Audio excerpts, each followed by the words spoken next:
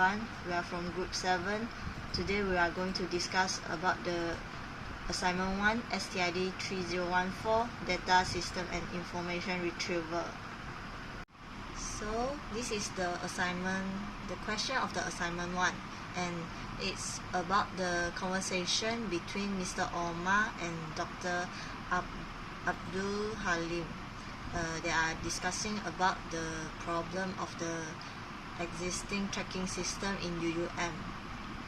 So we summarize about the objectives in the whole passage. We found out that they want to maintain good rapport with graduates so as to involve them in promoting UUM to the outside world.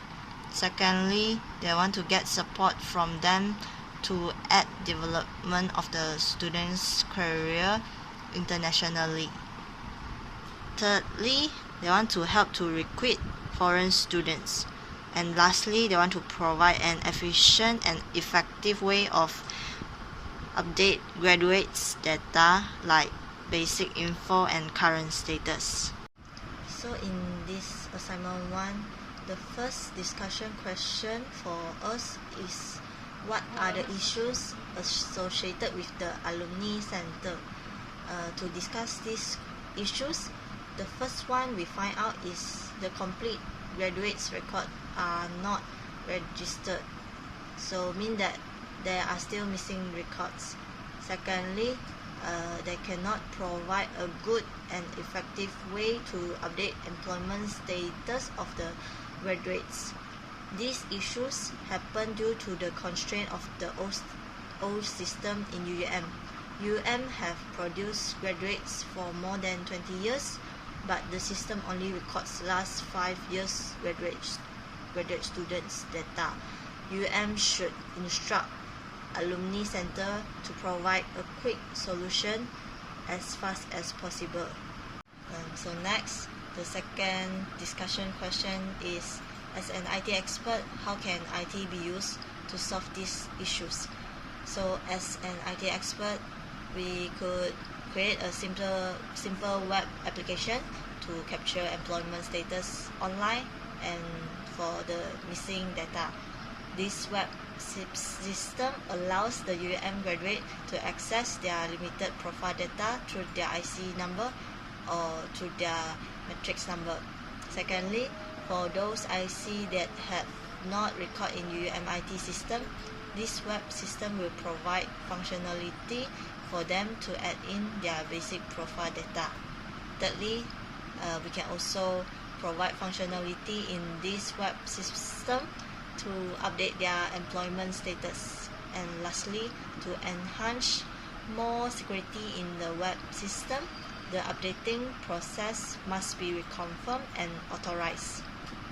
So for the third discussion question, it is based on our answer in the second question to detail out the proposed solution. So they ask us to describe the requirements and identify the main entity types. For each entity, list out at least 2 attributes and underline the primary key for the entity. For the additional explanation for the question 2, firstly, we can long-term planning can option for using rented public share hosting server. The price could be less than 1,000 ringgit per year. The storage space available might be around 20 to 40 gig, sufficient for the web application programs and temporary data storage. This could be the short-term planning. The long-term planning will be having on PC server to host for the solution application. Second, for the database system, firstly, we can use MySQL database system because it's cheap and efficient. Secondly, we can use PHP scripting language to develop the programs. And lastly, we can choose Linux web server instead of Microsoft platform because it's less prone to virus intrusions and programs are cheaper to develop and the server environments is considered more stable. So we find out few entity for the system, which are graduated students, address, account, employment status, UM department. So for the attributes for each entity, there are student ID, student name, nationality, gender, student IC, date of the birthday, contact number for the graduated student, and the primary key is student ID, student name, and student IC.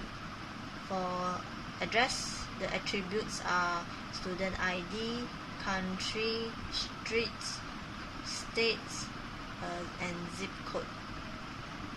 And for account, the attributes are student ID, username, and password. For the primary key is student ID and username. For employment status, the attributes are employment status, job title, job category, date of employment, salary, company name, and department. So the primary key for this is employment status. So for the last entity, UM department, the attributes are department name and contact, and the primary key is department name.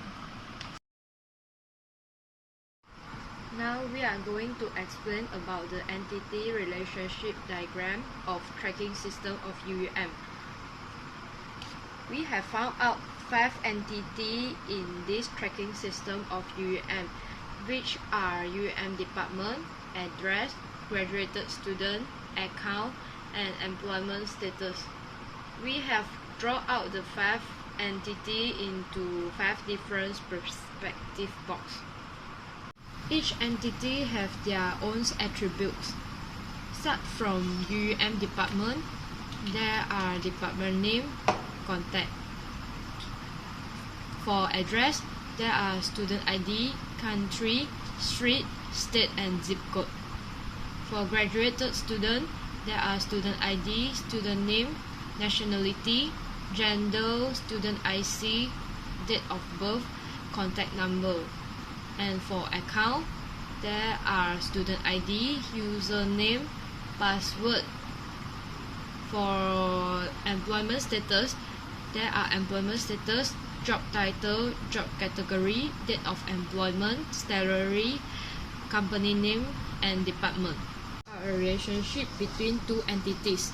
For graduated students own an account in UUM. Graduated students have employment status. Graduated students also staying in address that they provided. For UUM department, UUM ID is connect to Alumni Center. UUM department manage the graduated students info. UUM departments also manage the account owned by the graduated students. Now we are going to discuss about the multiplicity of this diagram. For graduated students, one graduated student owns one account. One account is owned by one graduated student.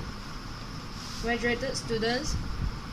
graduated students have one to many employment status. One to many employment status is owned by a graduated student. One graduated student staying in one address. One address is staying by one graduated student. For UUM department, one UUM ID is connect to one alumni center. One alumni center is connect to one UUM ID. One or more UUM department manage one or more account. One or more UUM department manage one or more graduated students info.